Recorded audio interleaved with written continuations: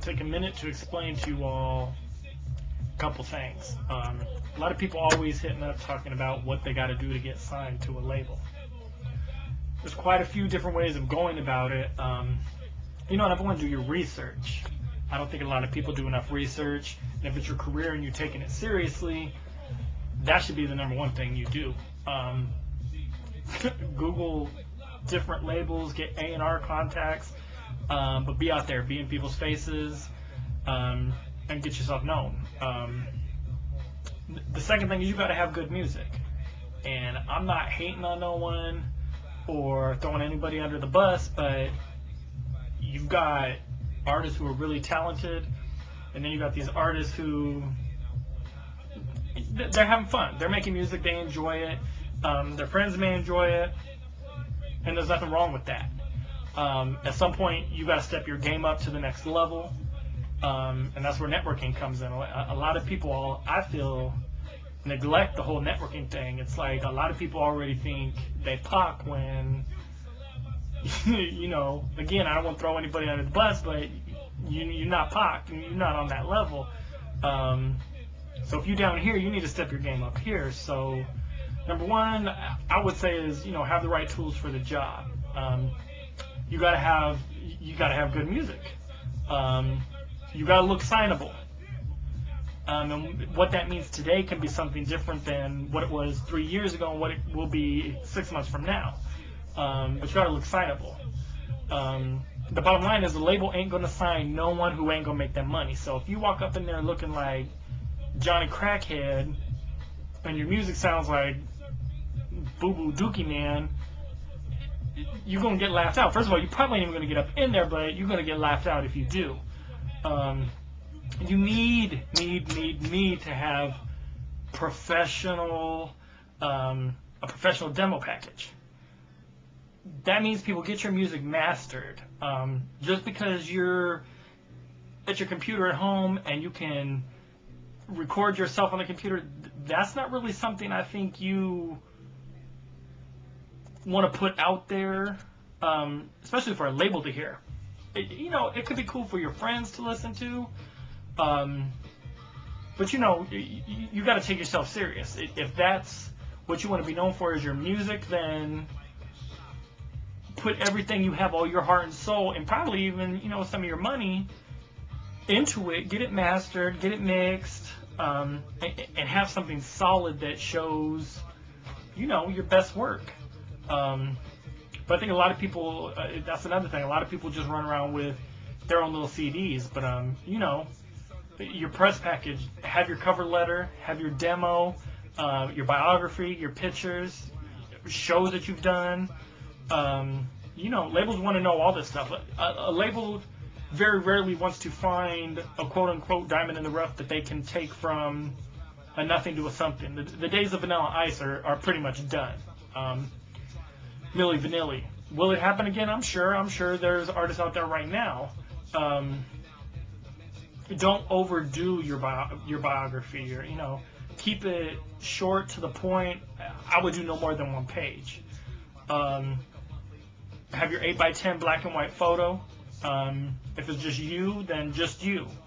If it's you and a couple other people, that's fine. Don't throw your whole crew up in there. Your whole block ain't got to be up in the picture. They really ain't trying to see all that. When they look at the picture, they want to know who they're signing. You want to stand out. You gotta make the point on why that label wants you. You got to sell yourself. So I guess another thing I would tell you is, you got to be a salesperson. You got to be your biggest fan.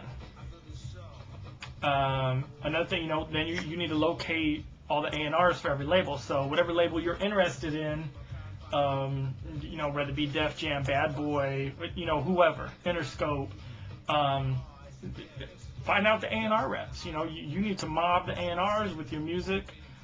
Even more than with your music, I would find out where they're at, where you can get around them to talk to them. And again, just have your face out there any way you can. Everyone wants to hate on Soulja Boy, but Soulja Boy made himself. Now, am I a fan of Soulja Boy's music? No, but what he did, I'm a fan of. You know, he put himself out there. He ran games, so everyone can hate on that, but he produced, wrote, you know, he did it all. And at the end of the day, he got that deal. And can the rest of us say that we got it? Probably not. With your music, hit up the DJs. Jump on mixtapes. You know, but hit up DJs, get DJs to spin your stuff. You know, it's always best to have someone co-sign you. So if you can have a DJ rock your stuff, have them throw it on, you know, one night at a house party, at a club, something. You know, whatever it takes to get that song into a DJ's hands and have them play it. I've had plenty of people throw me music. I've had people from all the way out in the Midwest. In fact, I just had a song that I played for New Year's called Flirt from a cat out of St. Louis. I had Street Entertainment out of Wright City, Missouri hit me up with some music, which I've played. But that's what you need to do. Get the DJs to spin your stuff, which means you got to get down with the DJs. You got to be cool to the DJs. Showcases and shows. You need to do shows. A lot of people who know me know my feeling of the indie shows. If MC Bob, who's an indie, has a show and he's asking me to jump on his indie show, a lot of times you go perform for other indies, which is cool. But at some point you need to take it to the next level. There's lots of promoters out there who have bigger names. You may have to pre-sell tickets for that, which is cool because you're trying to build a fan base anyway. So now you got the opportunity to get out there in people's faces again. You're promoting the show. So say you're opening for EPMD. You know, you may have to pre-sell 50 to 100 tickets, but you're going to find people who want to see EPMD or whoever, you know, LL Cool J, whatever, Young Buck, anybody. So you can have, you know, you're selling the tickets that way. At the same time now, you've earned your 20, 30 minutes on stage, and you're reaching out to fans who not all necessarily came to see you, but came to see, you know, Young Buck or whoever, and now they're going to see you too. So now you're stepping up your fan base. You can't do enough shows. The indie shows, like I said, are hard. I'm not really a fan of the indie shows. You know, me and the artists that I've worked with, we did plenty. We did shows where it was indie for indies. We did shows where there was a lot of people. So you need to know who the promoter is who's throwing the show, or if it's another indie artist. Try and dig around and find out what they got planned, what they're doing to bring people in.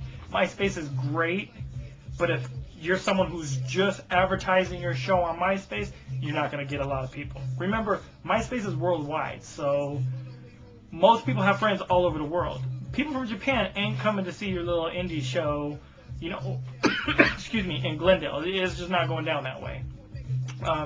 If they are, let me know who you are, because I need to talk to you, because you run a bigger game than a lot of us.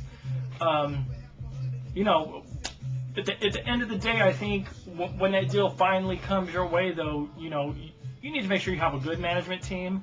You need to get an entertainment lawyer. Make sure someone reads that paperwork. Do not fool yourself for a minute and think that you can read those contracts. I know a lot of people just want a deal. They just want to say, I'm signed to Whoop-De-Bam Records. But that's not the deal. That's your music. That's your talent. That's your soul right there. So if you're just going to throw your name on a contract just to say you signed, then, I mean, you shouldn't really even be doing it anyway. If that's the case, make your own label. You know, you'd have better luck that way. But you want to know what you're signing at all times, whether it's for a showcase, your management, you know, anything. But, you know, you always want to get everything right. So if you're doing a show, make sure you got that in writing, because you know, you pre-sell your little 20 tickets or 50 tickets or whatever, and you get there and all of a sudden you're not performing. You need to have something in writing, you know, something to always have your backup. Another thing, and this is a big one. When you're doing shows, remember, it's a job. Everyone wants to love their job. I know I love my job, but when I'm out there, it's work. It's not parties. So when you have your crew with you, remember what they do affects you. So if you're at my club and I'm the promoter and you roll up with all your crew, and you do a good job, you do your show or whatever, but your boys are causing ruckus, that's going to affect you, and that promoter's probably not going to mess with you anymore. So you want to make sure everyone who's running with you tight-knit. I'm not talking about fans who come to see you, but I'm talking about people who are running with you. Make sure they're setting the example that you want as well. This is just a little advice I have to put out there for you. As always, feel free, hit me up on MySpace. When you see me out, talk to me there. But these are just things, keep in your mind, and you should get where you want to get. It's 2008. Let's all get that money.